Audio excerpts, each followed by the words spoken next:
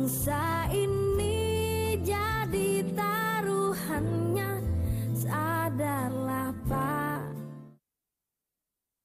Di Saling Silang pemirsa, yang menarik dan menjadi kontroversi adalah KPK disebut-sebut ini ikut berpolitik. Tadi Pak Fikar sempat sedikit menyinggung tentang KPK berpolitik. Publik pun bertanya-tanya, ini sudah memiliki 2 alat bukti, menetapkan tersangka sudah bisa dilakukan, Bang Donald. Ini mungkin lebih arif, lebih bijaksana daripada menggembar-gemborkan sebelum ada nama. Pendapat Anda? Ya, itu juga saya sampaikan tadi. Melakukan saja proses hukum normal. Kalau sudah ada 2 alat bukti, tetapkan sebagai KPK tersangka. berpolitik atau tidak? Kalau pertanyaan seperti itu, proses hukum yang dilakukan oleh KPK selama ini kan terbukti. Conviction rate-nya 100%. Kasus-kasus yang dibawa ke meja hijau semuanya terbukti melakukan tindak pidana korupsi.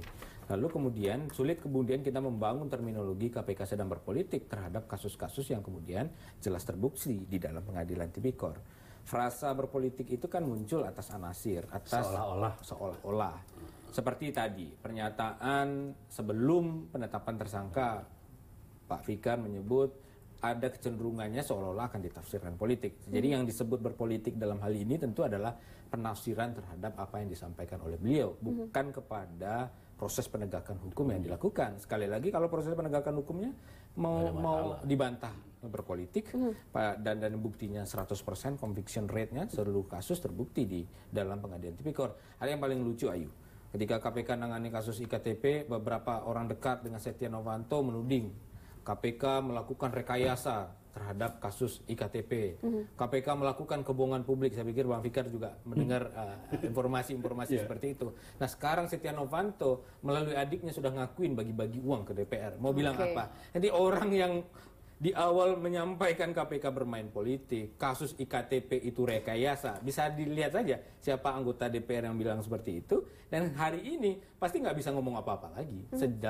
Sebab Irvianto dan kemudian Irvianto Pambudi dan kemudian juga Setia Novanto sendiri sudah mengakui bahwa memang ada aliran uang kepada sejumlah orang anggota DPR RI. Jadi sehingga rekayasa dalam kasus IKTP itu menurut versi politisi tadi itu kan tidak terbukti. Jadi itu anasir menurut saya. Anasir yang kalau kita lihat pada fakta penegakan hukumnya kan tidak terbukti. Orang yang dirugikan pasti akan begitu. Sama juga contohnya begini. Ayo, kami melaporkan kasus seorang Bupati A. Orang yang akan diuntungkan kalau kasus yang kami laporkan itu terbukti di pengadilan adalah wakil gubernur, wakil bupatinya, kan begitu kira-kira. Orang akan bisa saja menafsirkan ICW bermain politik karena melaporkan kasus korupsi seorang bupati sehingga menguntungkan wakil bupatinya yang akan naik. Itu anasir. Kami tidak ada urusan orang yang diuntungkan dalam konteks ini siapa. Kalau kita berpikir ada orang yang akan diuntungkan behind penegakan hukum seperti itu, bermain politik, kita disebut bermain politik, dan kemudian kita nggak pernah gerak untuk melaporkan kasus-kasus korupsi jadinya. Bang Donald, hari ini Jaksa Agung memberikan pernyataan bahwa tidak akan menunda proses hukum kepada peserta pilkada. Polri pun melakukan hal yang sama, tapi itu tidak dilakukan oleh KPK. Iya, silakan saja menurut saya. Institusi penegak hukum seperti kepolisian. Nah, kalau bicara hierarkis, struktural, wajar saja Polri nurut kepada Polhukam. Karena Polhukam di atasnya. Beliau, institusi kepolisian itu secara hierarki dia masuk kepada sistem kabinet dalam pemerintahan. Jadi menurut saya itu wajar saja pilihan. Pasti beliau akan mengikuti soal itu. Pasti akan mengikuti. Dan pilihan itu kan kami juga nggak pernah dorong juga. Polri harus bergerak proses saja seluruh calon yang kemudian memang berdasarkan alat bukti menurut penyidik Polri menjadi layak dijadikan tersangka. Kalau kami melakukan itu kan juga intervensi juga bagi kami. Jadi menurut kami natural saja. Kalau memang ada prosesnya silahkan saja. Tapi ada Ayu yang menarik. Saya agak hampir jadi teringat karena pertanyaan itu.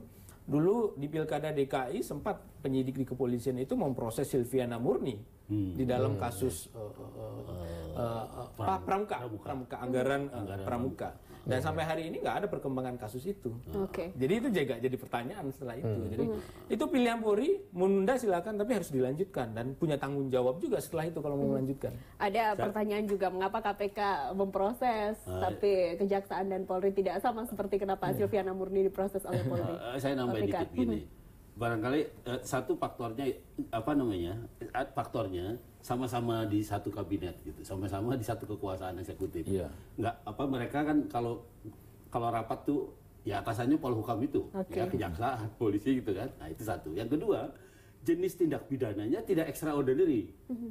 Lebih banyak tindak pidana umum yang tangani mereka gitu, kepolisian dan kejaksaan gitu, sehingga tidak ada urgensi urgensi penegakannya gitu. Kalau korupsi kan umpamanya ada kekhawatiran menghilangkan barang bukti karena tersangkanya adalah incumbent yang masih punya kuasa gitu, masih punya pengaruh pada kekuasaan, pada pemerintahan dan sebagainya. Artinya Anda mengatakan kalau yang di proses KPK memang ada urgensinya. Betul. Ada urgensi hukum, urgensi penegakannya ada. Oke, kita lanjutkan perbincangan usai jeda. Pemirsa tetaplah bersama kami di Saling Silang, kembali saat lagi.